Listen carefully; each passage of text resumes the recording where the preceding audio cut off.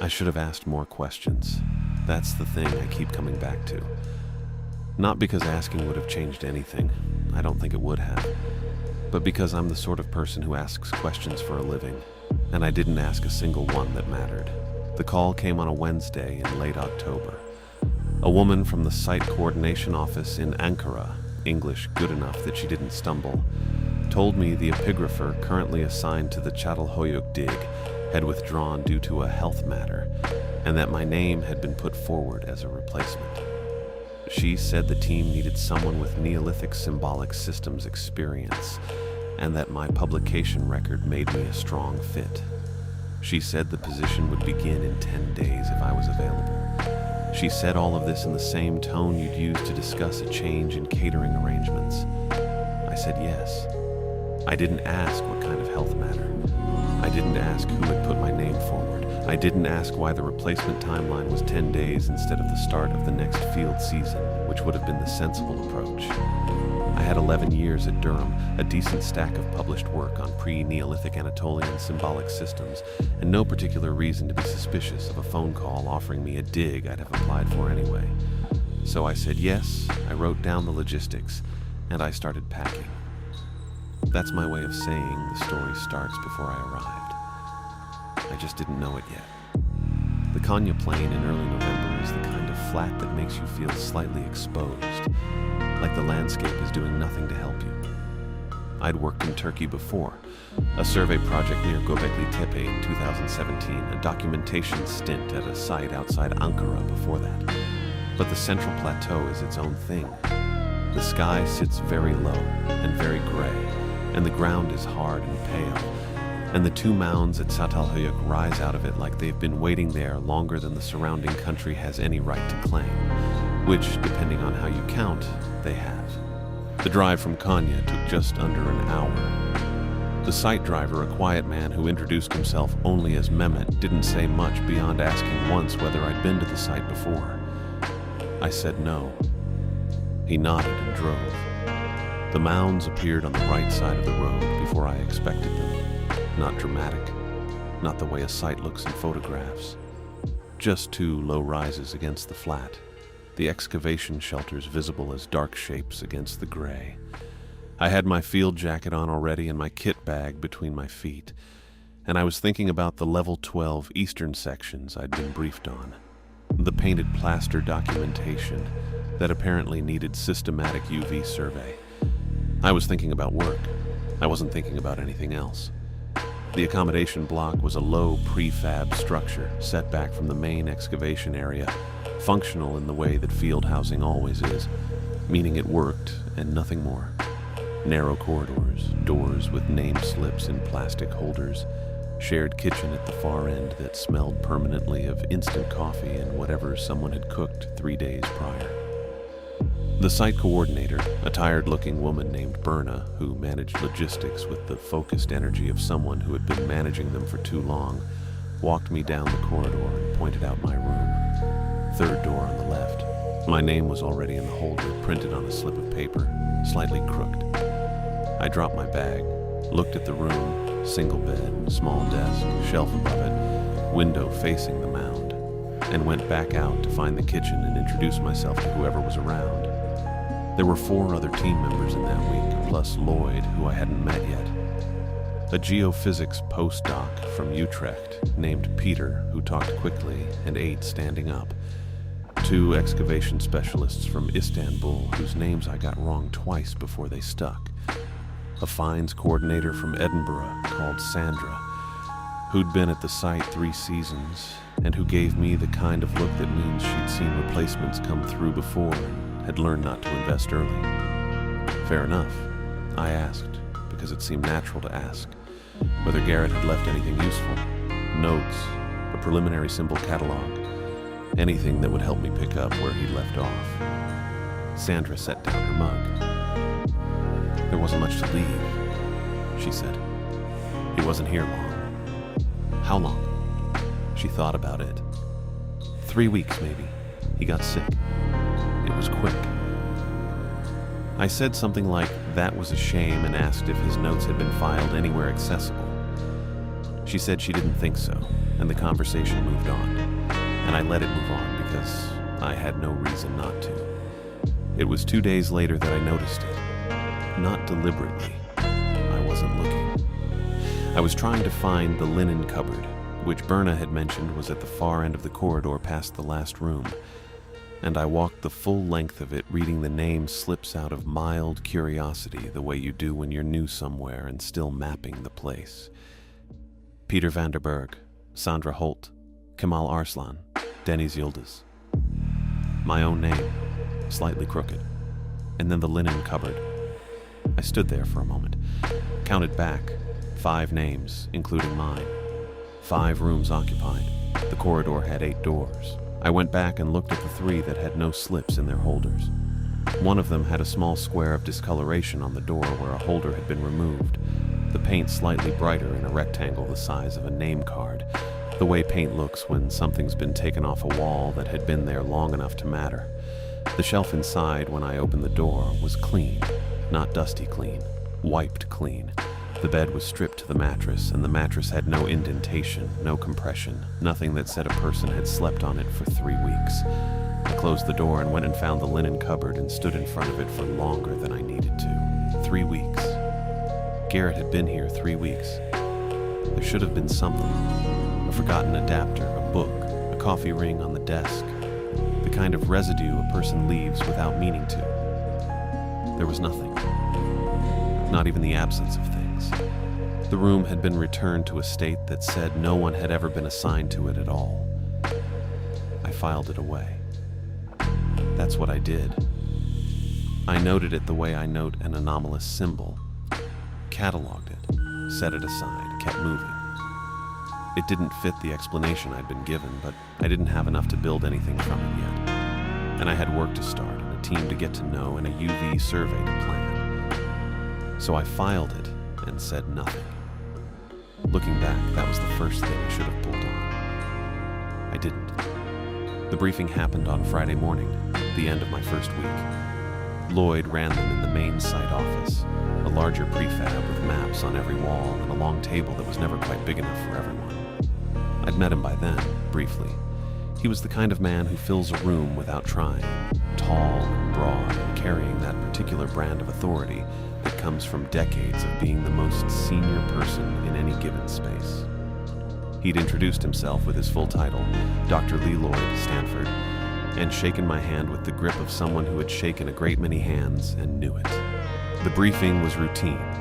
Excavation progress on the southern mound, geophysics updates from Peter, a discussion about the level 12 eastern sections that confirmed I'd be starting UV documentation the following Monday. I was taking notes. The room smelled like coffee and damp canvas. Quinn arrived 8 minutes late. I hadn't been introduced to her yet. She came in without apologizing for the interruption, set a clipboard on the table, and waited for Lloyd to pause. He didn't pause. She waited another moment and then spoke anyway. "I need to flag a ministry requirement before we go further," she said. Her English was precise, slightly formal in the way that second language fluency sometimes is. All personal electronic devices, phones, tablets, recording equipment must be registered with the ministry's site log before entering any excavation chamber. This is effective immediately. Lloyd looked at her the way you look at a noise that hasn't stopped. "Gail," he said. "We've discussed the registration protocols. The team is compliant. The requirement has been updated," she said. "Registration before each entry, not at the start of the season. That's not practical. It's a ministry requirement." Lloyd held her gaze for a moment, then turned back to the table. "We'll address the logistics separately. Moving on." And he moved on, and the briefing continued, and that was that. I wrote it down. Device registration, ministry, Quinn. And then I turned the page and wrote notes about the UV survey and forgot about it entirely. 2 details, neither connected, both already pointing at something I wasn't ready to see. The eastern wall of level 12 smelled like chalk and old water. That's the first thing I remember about it. Not the discovery, not what came after, just that smell. chalk and cold water, and something underneath both of them that I never quite identified. Mineral. Ancient. The kind of smell that doesn't have a name because nobody's needed one. I'd been assigned the plaster survey as standard documentation work. Nothing exciting about it. You photograph the wall surface in sections, log the condition of the plaster, note any pigment degradation or structural cracking, move to the next section. I'd done it 100 times at a dozen sites. The UV lamp was just part of the kit. You run it across the surface because sometimes pigment that's invisible in natural light shows up under ultraviolet, faded ochre, or lime wash that the eye misses. Most of the time you get nothing. Sometimes you get a faint geometric border or a handprint the visible light survey missed. Useful, but not dramatic. I was working the third section from the north end, maybe 1.5 meters above the floor. My knees were already sore from crouching. The lamp was in my left hand, the camera hanging from my neck, and I was doing the thing you do after a few hours of documentation work, where your brain goes slightly elsewhere and your hands just carry on. I wasn't thinking about anything in particular. That's probably why I caught it. The UV light picked up something in the lower section of the wall, just above the floor line. Not pigment, not a surface marking. Something below the surface, a shadow almost, but sharp-edged in a way that shadows aren't. I stopped moving the lamp and held it steady and leaned in. Carved lines, angular, running in columns, tight and regular, descending from about 40 centimeters above the floor, straight down to the floor itself. And this is the part that took me a moment to process, continuing below it. The columns didn't stop at the level 12 floor. They kept going. The site maps showed solid substrate below that level. Not a chamber, not a continuation of the occupation layer. Solid. These symbols were carved into something that was supposed to be nothing. I put the camera up and took the first photograph without really deciding to. Then I took 12 more. Here's the thing about working in Neolithic iconography for as long as I had. You build a vocabulary, not just from Çatalhöyük, from every comparable site across the Anatolian Plateau, from Göbekli Tepe, from Nevali Chori, from a dozen smaller sites that never made the popular press. 40 years of documented material, give or take, and I'd cataloged most of it in one form or another. Geometric symbols, anthropomorphic figures, hunting scenes, the particular way a certain type of chevron appears and reappears across sites separated by hundreds of kilometers and thousands of years. You know this vocabulary the way you know the streets of a city you've lived in a long time. You might not be able to name every alley, but you know when you're somewhere you've never been. I had never been anywhere near these symbols. The angular forms were consistent, not random, not decorative in the way you'd expect from surface ornamentation. They had the look of something that meant something specific, the kind of density you see in functional inscription rather than symbolic decoration. The columns were regular enough that I counted them, 7 across the visible section, each one descending with the same spacing, the same character height, the same depth of cut. Whoever had carved these had done it carefully, with intention, over a long time, or with considerable practice. Maybe both. I spent another 40 minutes with the lamp, working the floor line, trying to see how far down the columns went. I couldn't tell. The floor itself was solid, and without breaking through it, I couldn't follow the inscription further. I photographed everything I could reach. Then I packed up the kit, walked back to the accommodation block, and sat on the edge of my bed for a while without taking my jacket off. I brought the photographs to Lloyd the next morning, printed, because I wanted him to see them at actual size rather than on a screen he could minimize. His office was the largest room in the site's administrative section, which still wasn't large. A desk, 2 chairs, a shelf of binders, a wall map of the excavation grid with color-coded pins. Lloyd was already at his desk when I knocked. He was the kind of man who was always already at his desk, which I'd taken as a mark of professionalism, but was starting to think might just be a way of controlling who came to him versus who he went to. I laid the photographs out in sequence. 3 rows, left to right, showing the full section from the north end of the wall down to the floor line and the continuation below. I explained what I'd found, where, and how. UV survey, lower wall section, the symbols running below the level 12 floor into substrate that the site maps showed as solid. I kept it factual. I'd been careful with the framing of the prints to show the floor line clearly, so he could see the columns continuing through it. Lloyd looked at the photographs for a long time. Not in the way you look at something that surprises you. Not leaning forward, not asking questions, not reaching for one to look more closely. He stood still and looked at them the way you look at something you already know is there but were hoping not to see confirmed. That's the only way I can describe it. His hands were flat on the desk and he didn't move them. He didn't say anything for long enough that I started to feel like I should say something to fill it. I didn't. I'd spent 11 years in academic departments. I knew the difference between someone thinking and someone deciding. Eventually he said, "Where exactly in the eastern wall?" I told him. 3rd section from the north, lower register, specific grid coordinates. He nodded once, slowly. "I'll have someone look at the structural condition of that section." That was it. That was the whole response. I gathered the photographs. He didn't ask to keep them, which told me something on its own. I walked back out into the corridor and stood there for a moment in the cold, which was always there. The site never really warmed up in November, and I thought, well, I didn't think anything coherent. I just stood there.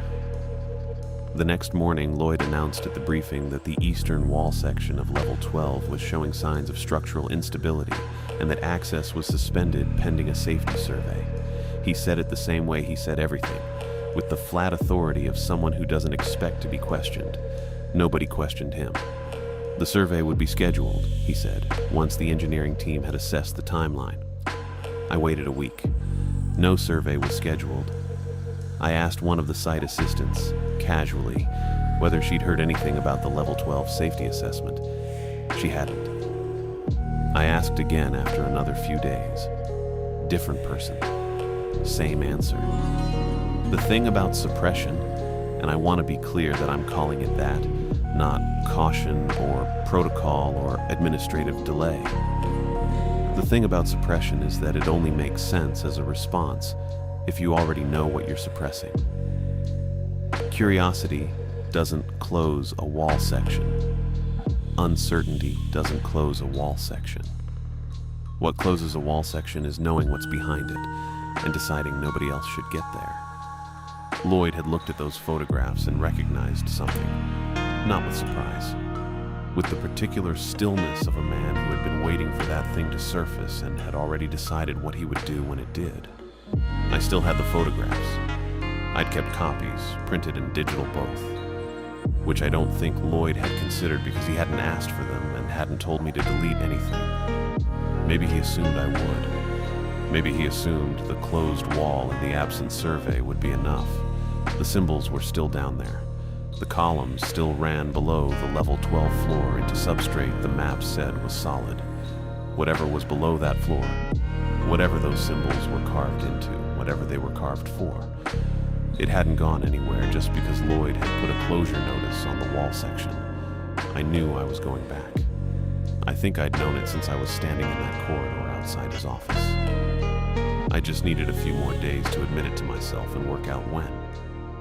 Thursday evening. The site quieted early on Thursdays. I'd noticed that in the first week without thinking much of it. The kind of thing you file away without knowing why. Thursday evening then. Thursday came around and I went. That's not quite right. I didn't just go, like I'd decided on a whim. I'd spent 3 days working up to it, telling myself I was being careful when really I was just scared and needed the time to get past it. I'd watched the site pattern. I'd checked which evenings the accommodation block emptied out, and when the last of the dig staff usually drifted toward the mess tent. Thursdays, the way I'd clocked it in that first week, the site went quiet early. No particular reason I ever worked out, just one of those rhythms a place develops. By 7, the paths between the excavation zones were empty. The portable lights in the western trenches switched off, and the only movement was usually Quinn doing her last equipment check of the week, which kept her in the storage annex off the main compound for the better part of an hour. I knew all of that. I'd been paying attention without meaning to, the way you do when something's bothering you, and your brain won't leave it alone. I went at 7:30. Headlamp, UV lamp, my field notebook, and my phone. I told myself the notebook was professional habit. Really, it was because I didn't entirely trust the phone anymore, not after what had happened in Lloyd's office. That look he'd given the photographs, long and careful and completely still, the look of a man reading something he already knew the ending to. The eastern wall section had a closure notice taped to the wooden barrier they'd put across the passage entrance. Yellow paper, Lloyd's signature at the bottom, structural assessment pending. I stood there for a moment looking at it. Then I ducked under the barrier and kept walking. The UV lamp picked up the symbols immediately. They were exactly where I'd left them. Of course they were. I don't know what I expected. They'd been there for however long they'd been there. They weren't going anywhere on my account. But there was still something that loosened in my chest when the lamp caught the first column and the angular lines came up sharp and clear against the plaster. Still there, still real. I hadn't imagined it. I followed them down. The columns ran to the floor the same as before, but I got lower this time, crouched right down with the UV lamp angled into the seam where the wall met the level 12 floor, and that's when I saw the gap. Not a crack. A gap, maybe 40 centimeters across, where the floor substrate had either broken away or, and this is the thing I kept coming back to later, had never been filled in. The symbols continued through it, down into the dark below. I lay flat on the floor of the passage with my headlamp pointing into the gap and looked. There was a chamber below. I don't have a clean way to describe what it felt like to see that, so I won't try. I just lay there for a moment with my cheek against the cold floor and looked at the top edge of a carved wall, maybe 1.5 meters below me. And then I found the handholds.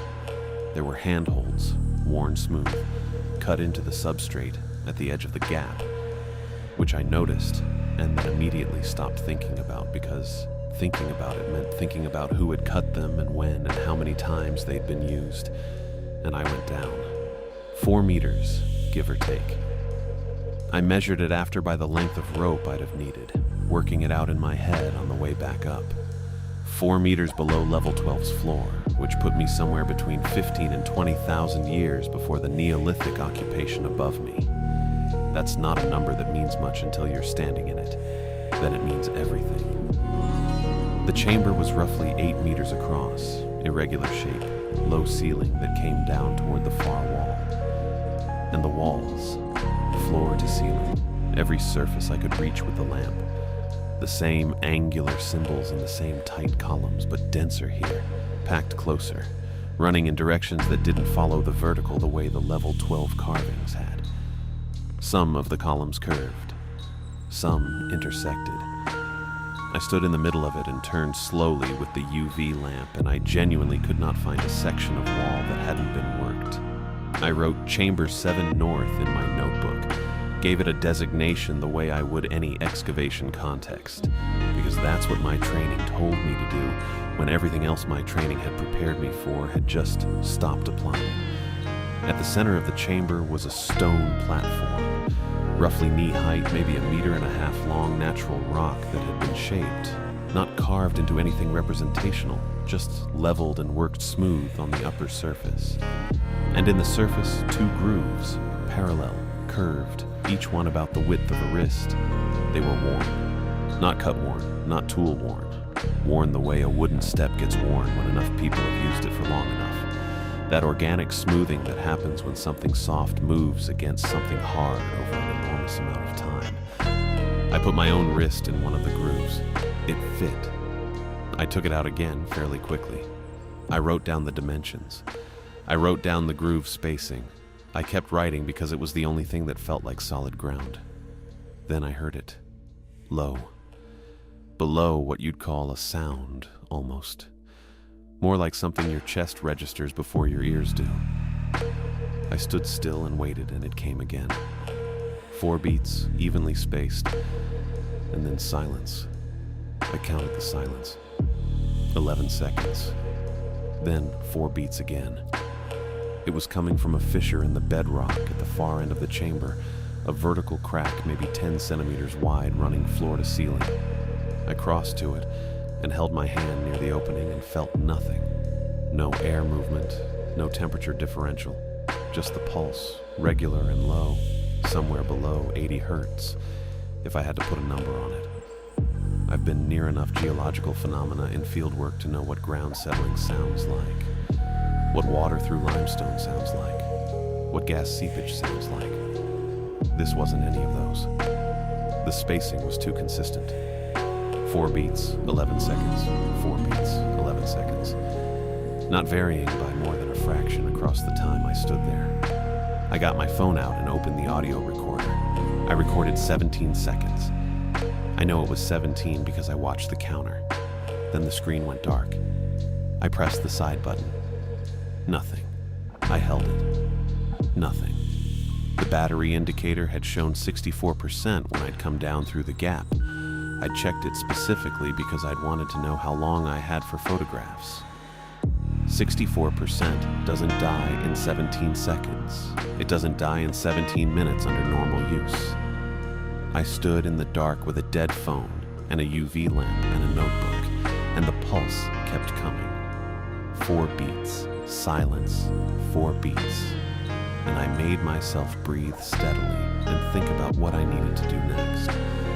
I photographed what I could with the UV lamp held close to the wall sections, using the lamp itself to light the frame since the phone was gone. Not ideal, not nothing. I filled 6 pages of the notebook. Symbol tracings, rough dimensions, the groove measurements, a sketch of the chamber layout, a note about the fissure location and the pulse interval.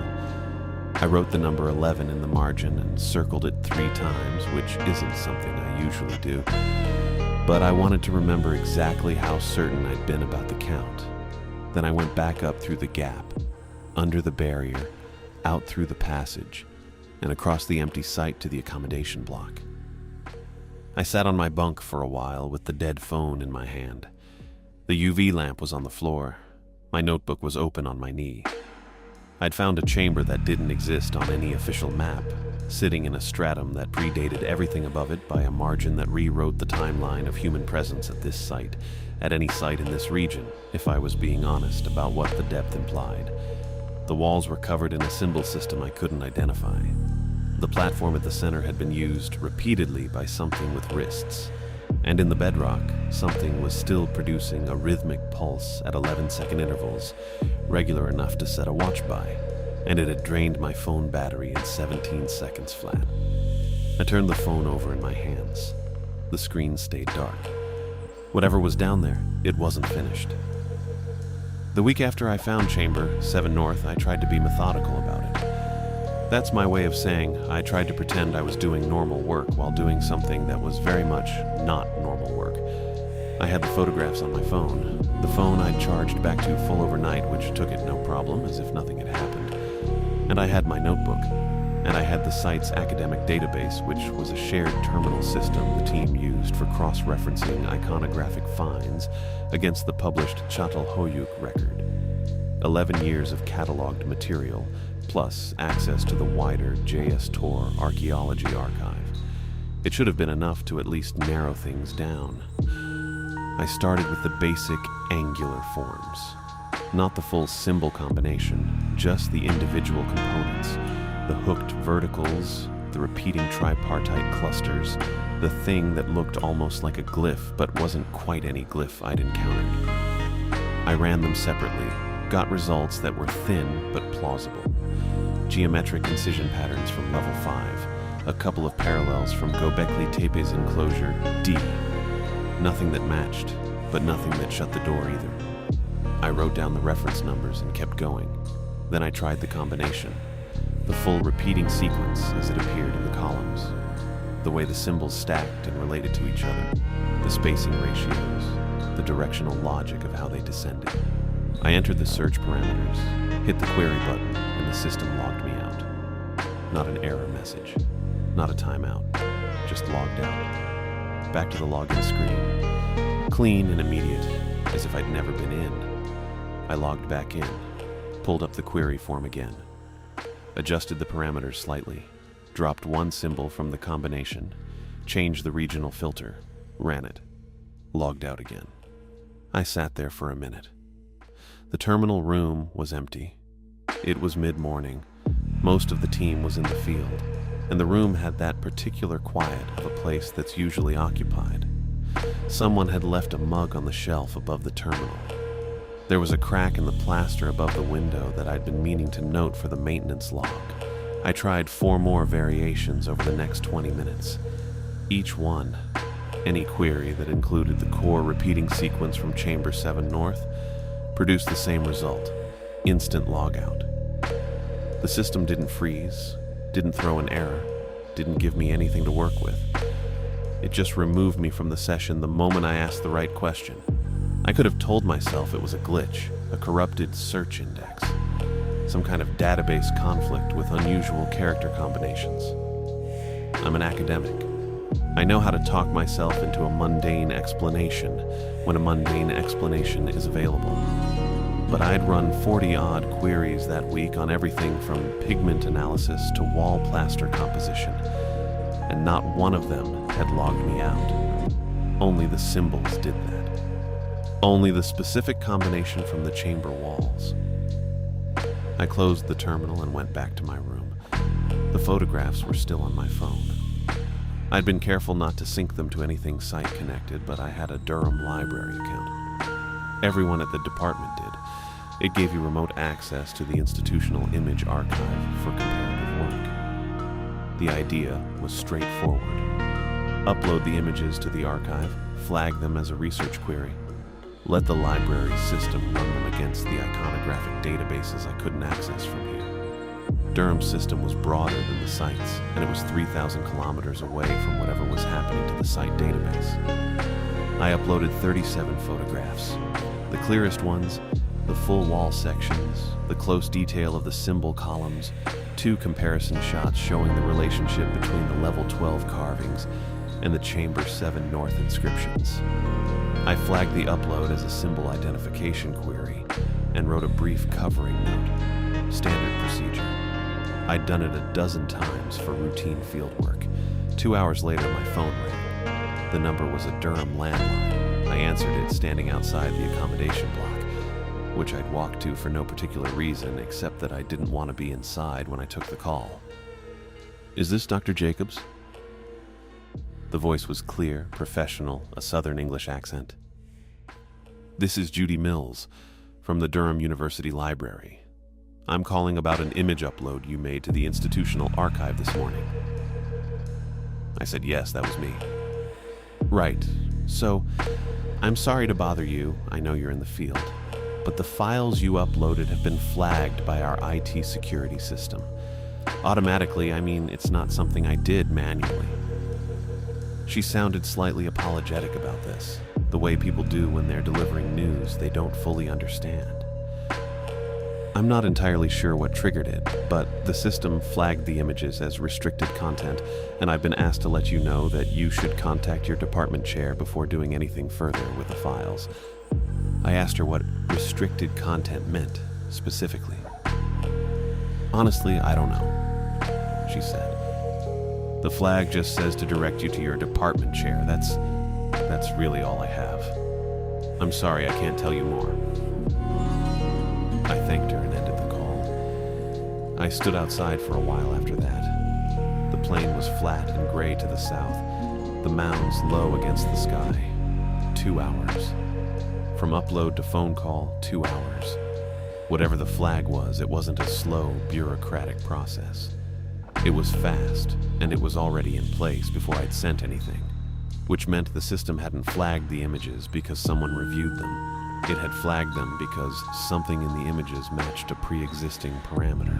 A pre-existing parameter that somebody, at some point, had set up to catch exactly this kind of content. I did not contact my department chair. Derek Woods had published one paper that mattered to me. 1998. Journal of Near Eastern Studies, a comparative analysis of pre-ceramic symbolic systems in central Anatolia. It was a narrow piece of work, not widely cited, and he'd retired from Bologna a few years after publishing it. That was exactly why I wanted it. He had no active institutional position, no grant funding to protect, no department politics to navigate. He was 74 years old and living in retirement. And if he'd published on pre-Neolithic Anatolian symbols in 1998, he'd spent time thinking about the same stratum I was looking at now. I found his email through a faculty emeritus listing that was 3 years out of date, which meant there was a reasonable chance it still worked. I wrote him a careful message, brief, specific, no speculation. I described the symbol set, included 6 of the clearest photographs as attachments, gave him the approximate depth and the stratum context, and asked if he could identify the system or point me toward anything comparable in the published record. I sent it at 2:30 in the afternoon. His reply came at 8:20 that evening. I was in the common room, not reading anything, just sitting there with a cup of tea that had gone cold. My phone buzzed and I looked at it, and there it was. The message was 4 sentences. Delete the photographs. Do not return to the chamber. I cannot explain further. Please understand that I am not being careless with this. That was it. No analysis, no identification, no reference to anything in the published record, no explanation of what he recognized or why it mattered. Just delete, don't go back. I can't say more. I read it probably 6 times. The thing that kept snagging me wasn't the warning itself. It was the last line. Please understand that I am not being careless with this. That's not how you write to a stranger you think is overreacting. That's how you write to someone you believe, someone whose situation you recognize, when you want them to know the warning is serious without being able to say why. He'd seen the photographs, and he'd written back in 6 hours, and he told me nothing except to stop. I called Bologna's retired faculty directory the next morning. It rang 4 times, and a woman answered.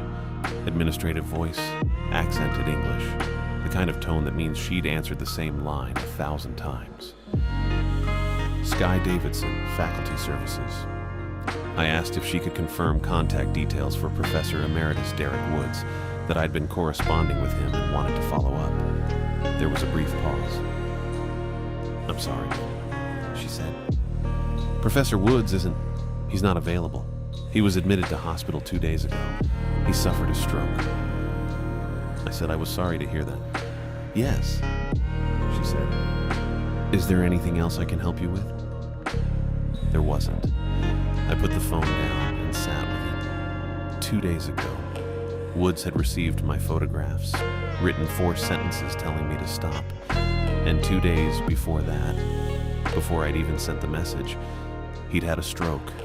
Or he'd sent the message and then had a stroke. The timing was close enough that I couldn't be certain which way it ran, and I wasn't sure it mattered. What I kept coming back to was Garrett. No room in the accommodation block. No cleared shelf, no stripped bed. A man who had been here before me, working the same site, and who had been removed from the physical record so completely that I'd only noticed because I was looking for the absence. Garrett had been the epigrapher on site before me. He'd been here in this position with access to level 12. And then he was gone, and his name was gone with him. And nobody elaborated on the health matter that had taken him away. Woods had seen the photographs and told me to stop, and then ended up in hospital. Every channel I'd tried, the site database, Durham's library system, Woods, had closed within hours. Not slowly, not through the usual friction of bureaucracy and delay.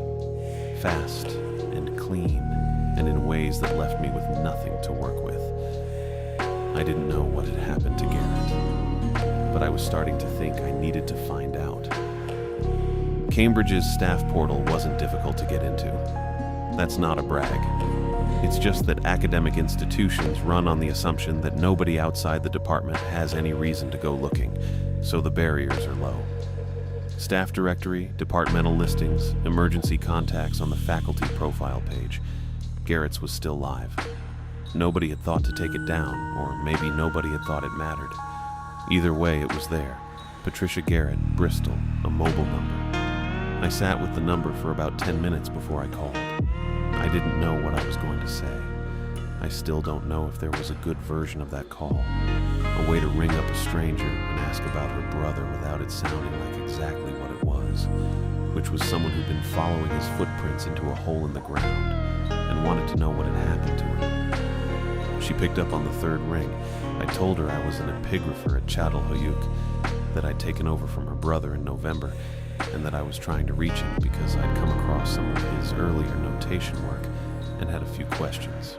That was the version I'd settled on. Plausible enough. Not entirely a lie.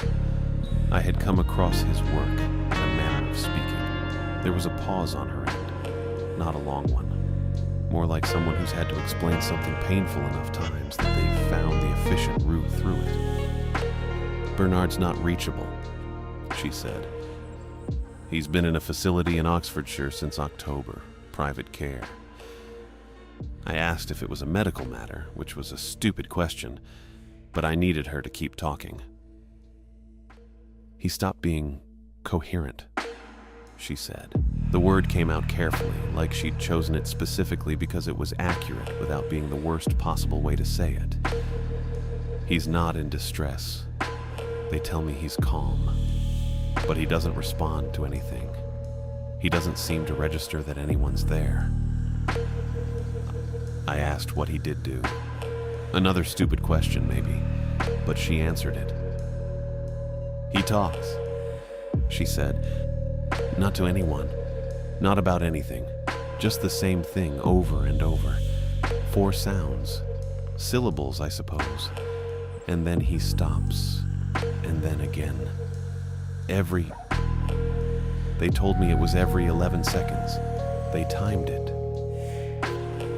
I was sitting at the small desk in my room with a notepad in front of me that I hadn't written anything on. I put the pen down. Patricia kept talking for a while after that. The facility, the doctors, the fact that nobody had given her an explanation she could actually use. I listened. I said the things you say.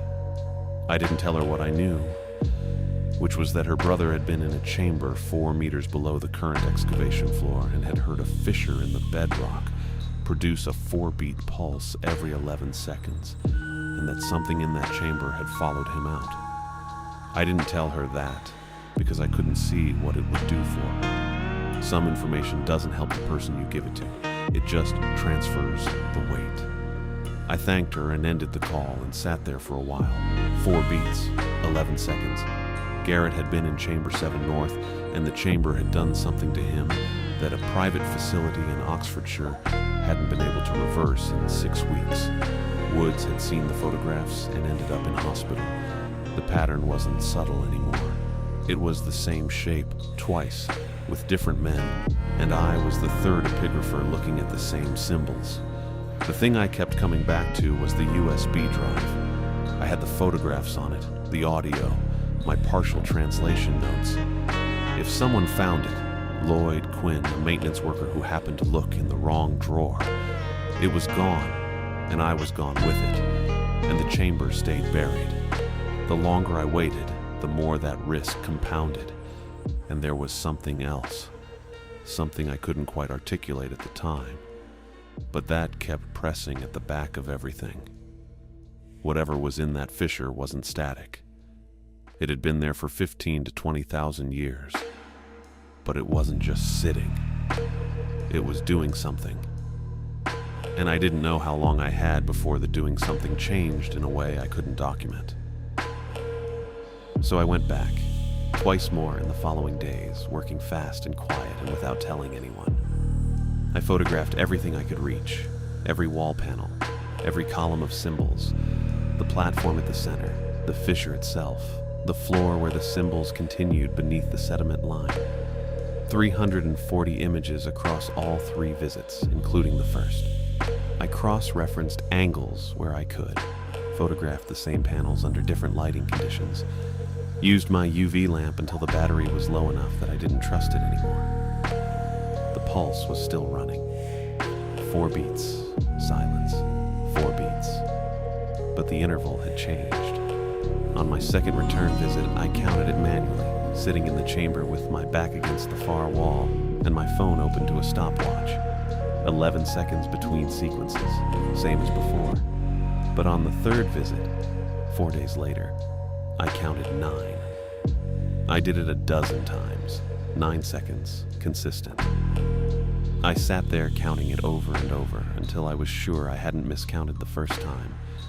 And then I sat there a while longer because I wasn't sure what to do with that. Something in the fissure was accelerating. That's the plain version. I didn't have a framework for what that meant, and I still don't, not really. But it meant the chamber wasn't just old, it was active. It was changing. And I was the only person documenting it who wasn't actively trying to keep it buried. The fourth visit was when I found out I was wrong about that last part. I came in through the level 12 gap the same way I always had, moved down into Chamber 7 North, and was crossing toward the eastern wall when I heard something from the connecting passage. The narrow cut between 7 North and the adjacent chamber, the site maps called 6 South. Footsteps, measured, unhurried. Someone who knew where they were going. I pressed back against the wall and stayed still. Quinn came through the passage and moved directly into 6 South without pausing. She had a UV filter attachment on her camera, the kind you have to order specifically, not standard issue for the site kit, and she went straight to the eastern inscription panels, not scanning, not exploring, but moving to specific sections the way you move to a page you've already bookmarked. She photographed them in sequence. She knew the order. She knew which panels had what she needed. I watched her work for probably 6 or 7 minutes. She didn't hesitate once. Then she crossed the threshold into 7 North. The team had a boundary line, informal, no tape or marker, just an understanding that the northern chamber complex was off limits pending structural assessment. Lloyd had said it twice in briefings. Quinn had been present for both. She stepped over it without breaking stride and moved to the central platform, crouched down, and photographed the worn grooves from 3 angles. Then she stood and looked at the fissure for a moment, not photographing it, just looking. And then she left the same way she'd come in. I stayed against the wall until I couldn't hear her anymore. The device registration rule. That was the thing that landed. Quinn had stood up in a briefing in the first week and told us all to log our personal electronics with the ministry before entering any excavation chamber. Lloyd had called it bureaucratic overcaution, and everyone had moved on. I'd noted it and filed it. But standing in Chamber 7 North with Quinn's footsteps fading up through the passage, I understood what it had actually been. Not a monitoring protocol for what the team might find. A monitoring protocol for how close the team was getting to something the ministry already knew was there. Every equipment inspection that had stopped a dig day short. Every paperwork dispute that had redirected work away from the northern mound. The rerouted schedules, the delayed supply approvals, the 3 separate occasions when a Lloyd-directed trench had been halted, for reasons that never quite resolved. I'd logged all of it as the usual friction between a foreign academic team and a host country bureaucracy. It wasn't. It was interference. And it had been running the whole time. And Quinn had been the instrument of it. And the ministry had known about Chamber 7 North before any of us arrived. Garrett hadn't stumbled onto something new. He'd gotten too close to something that was already being managed. I stood in the chamber for a while after she left. The pulse ran through its cycle. 4 beats, silence.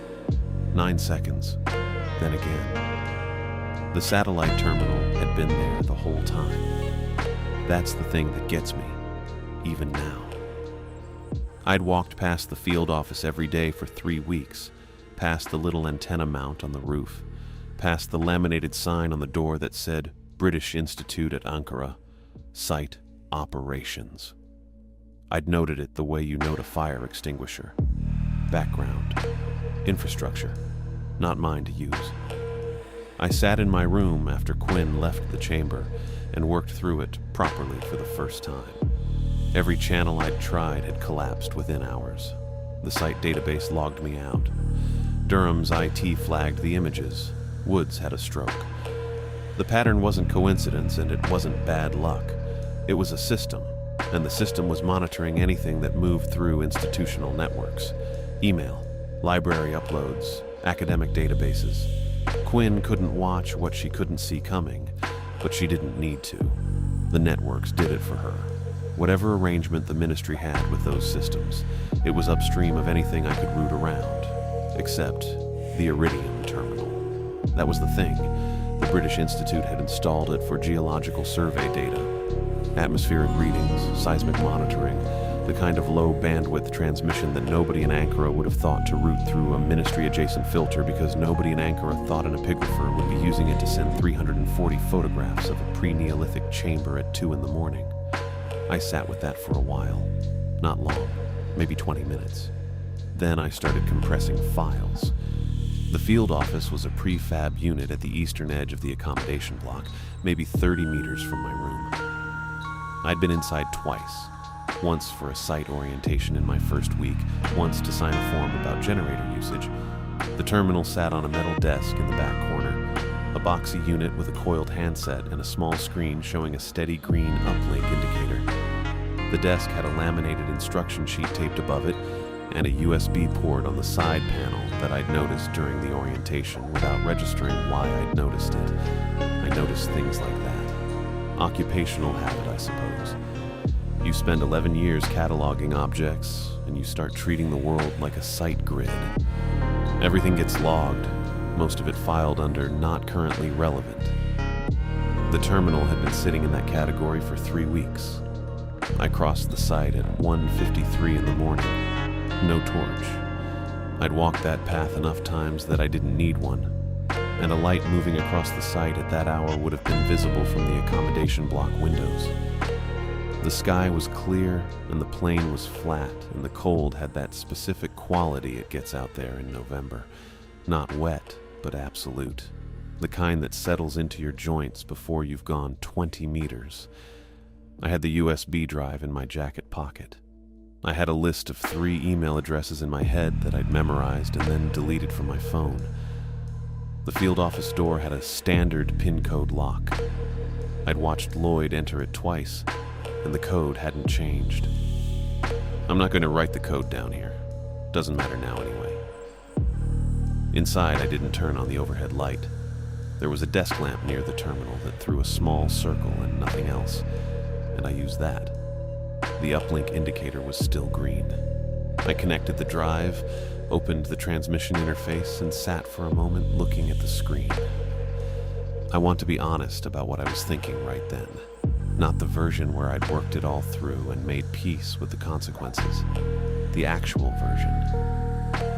I was thinking about Garrett in that facility in Oxfordshire, repeating 4 syllables every 9 seconds, and about Woods in a hospital in Bologna, and about the fact that whatever was in that fissure had been accelerating across my 3 visits and was still accelerating now. I was thinking that the sealed professional answer, go to the authorities, follow the proper channels, trust the institution, had already been tried by at least 2 people before me, and had ended in a hospital room and a locked ward. I was thinking that the USB drive in the port was the only complete record of what I'd found, and that if I walked out of that office without transmitting it, the drive would be found within the week, and the chamber would be quietly managed, and in 6 months there would be no door with my name on it in the accommodation block either. That's my way of saying I wasn't brave about it. I was just out of other options. Teresa Nunez at Hurriyet. I'd found her through a byline search on pre-Neolithic Anatolian coverage. 3 articles in the past 2 years, one of them a piece on ministry interference with a dig site near Göbekli Tepe that had been published and then quietly delisted from the paper's archive. She was 31, based in Istanbul, and she'd already been somewhere close to this story once. That mattered. Kevin Fields at Durham was my department chair, careful, collegial, the kind of man who forwarded things to colleagues before he'd finished reading them. That also mattered, though for different reasons. The archaeology forum was a long shot. The kind of upload that could sit unread for a week or get reposted across a dozen servers by morning. I didn't know which. I sent it anyway. The compressed archive was 412 megabytes. Photographs, audio file, partial translation of the level 14 inscriptions. Coordinates for Chamber 7 North. I added a plain text document, 3 paragraphs, no more, explaining what the photographs were, where they came from, and what the audio recording contained. I didn't editorialize. I just said what I'd found and where it was, and that the interval between pulses had shortened across 3 visits from 11 seconds to 9. The transmission took 6 minutes and 40 seconds. I watched the progress bar and didn't move. The terminal made a faint cycling sound, a low electronic hum that rose and fell with the data packets. I'd heard that sound before on geological survey nights and never paid it any attention. I paid attention now. When the screen showed transmission complete, all recipients confirmed, I sat back in the chair and looked at the ceiling for a moment. Then I disconnected the drive, put it in my pocket, and turned off the desk lamp. I had the door open when I heard the vehicles. 2 of them, coming from the Kanya Road. No sirens, but they weren't running quiet either. The engines were moving at pace, and the headlights swept the far edge of the site before I'd taken 3 steps out of the office. I stopped, thought about running. Didn't. There was nowhere on the Kanya plain to run to at 2 in the morning that wasn't just more plain. I stood at the field office door and waited. They were security personnel, not police. Different insignia, Ministry of Culture markings on the vehicles. 4 of them. One spoke enough English to tell me not to move, which I wasn't doing. Another went straight past me into the field office. I heard him at the terminal for maybe 30 seconds. Then he came back out and said something in Turkish to the one who spoke English. The English speaker held out his hand. I gave him the drive. He looked at it for a moment, then put it in an evidence bag. Very procedural about it. I remember thinking that was almost worse than if they'd been rough. The efficiency of it, the practiced quality. Like this was a thing they'd done before and expected to do again. Teresa Nunes published the article at 7:18 that morning. I know the time because one of the ministry officials who came to take my statement had a phone that buzzed on the table between us, and when he looked at it, his expression changed in a specific way.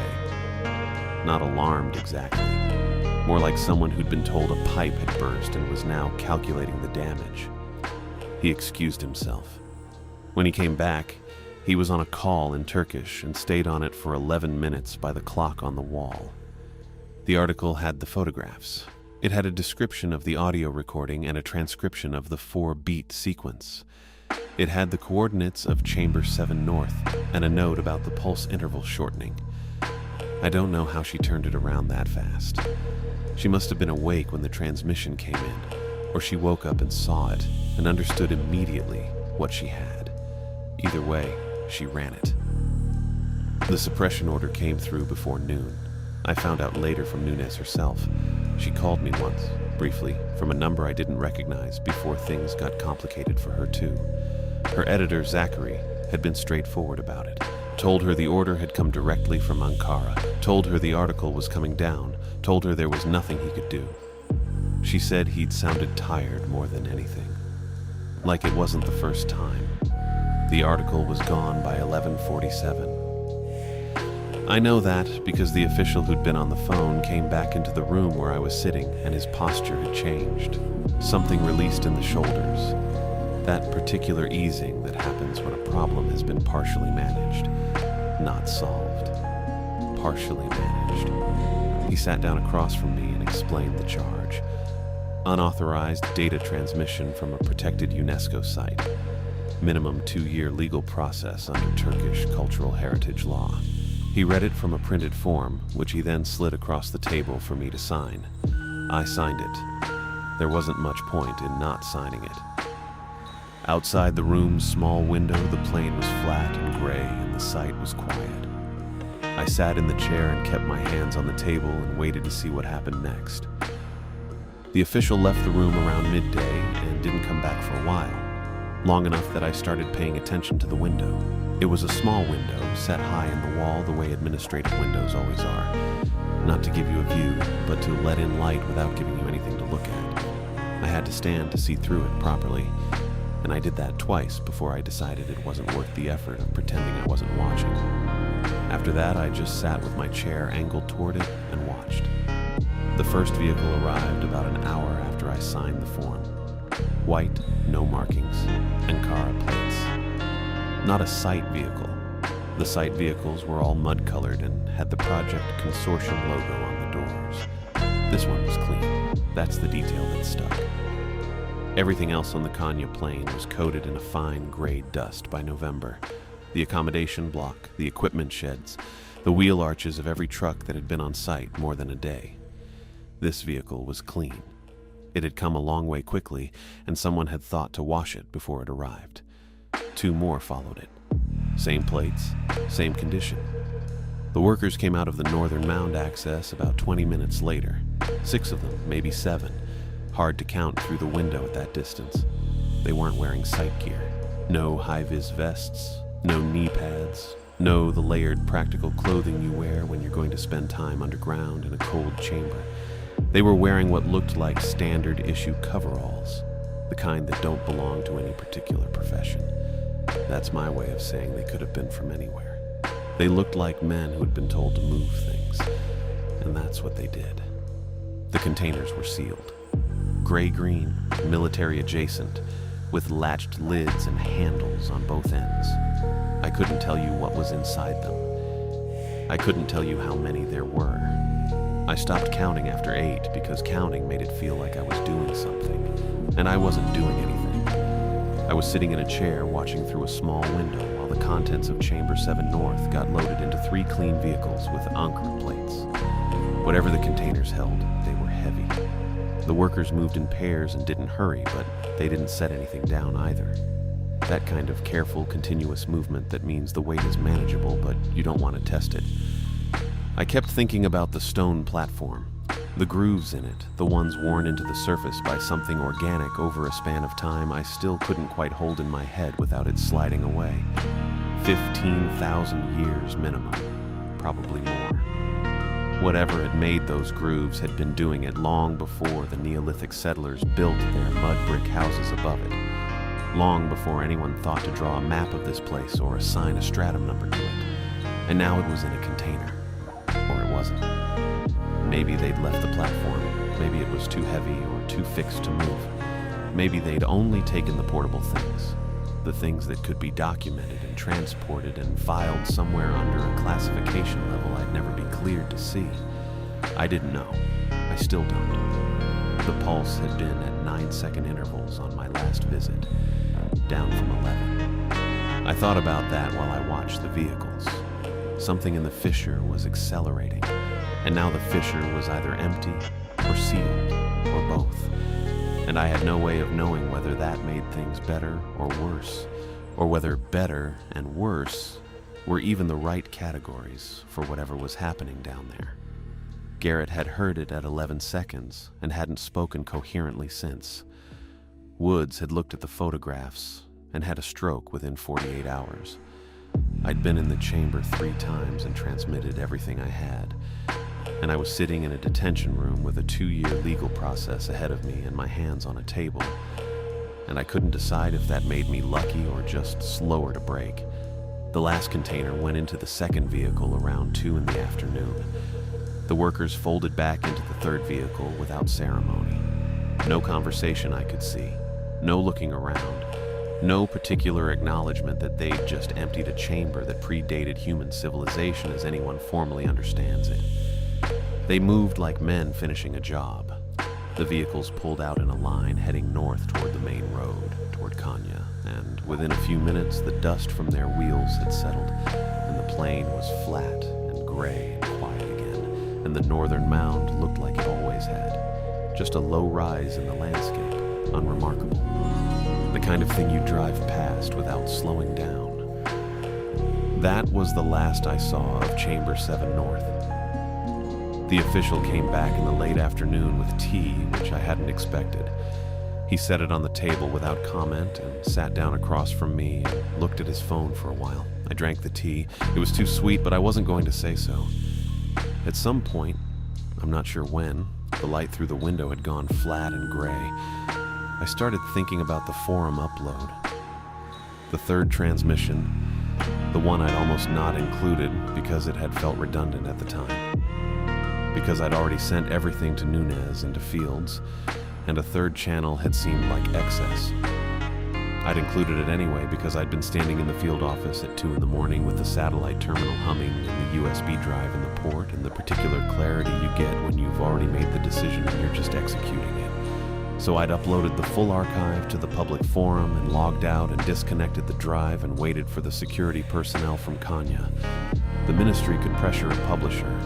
They could call Zachary and tell him the article was coming down and make it clear there was no version of events in which it stayed up.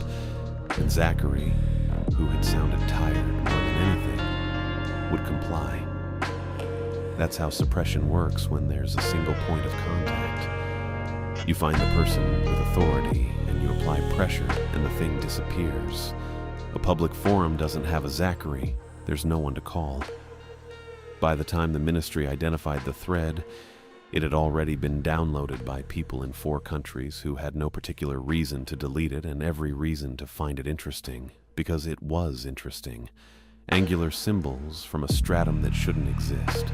Audio of a sub-80 Hz pulse with a 4-beat rhythm.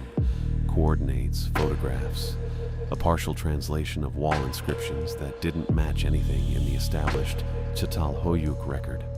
That's the kind of thing that spreads. Not because people are activists or because they're trying to cause trouble, but because it's genuinely strange and strange things move. Fields had forwarded the archive to 3 colleagues before Nunez's article was even retracted. I found that out later, not in the detention room, but afterward, when things had settled into the long procedural grind of the legal process. And I had time to piece together what had happened while I was sitting in that chair. Fields had opened the email, looked at the photographs, and forwarded it within the hour. His colleagues had done the same. By the time anyone with the authority to intervene had identified the problem, the archive existed in too many places to locate, let alone remove. I'd known that was possible when I sent it. I hadn't known it would happen that fast. The official drove me to Kanya that evening. I sat in the back of a ministry vehicle and watched the plane go dark through the window, the sight receding behind us until the mounds were just 2 low shapes against the sky, and then nothing at all. I didn't look back for long. There wasn't much point. Here's what I know now, sitting far enough from it to talk about it plainly. The archive is out there. It's been translated, debated, contested, dismissed, and taken seriously by people with more credentials than me, and people with none at all.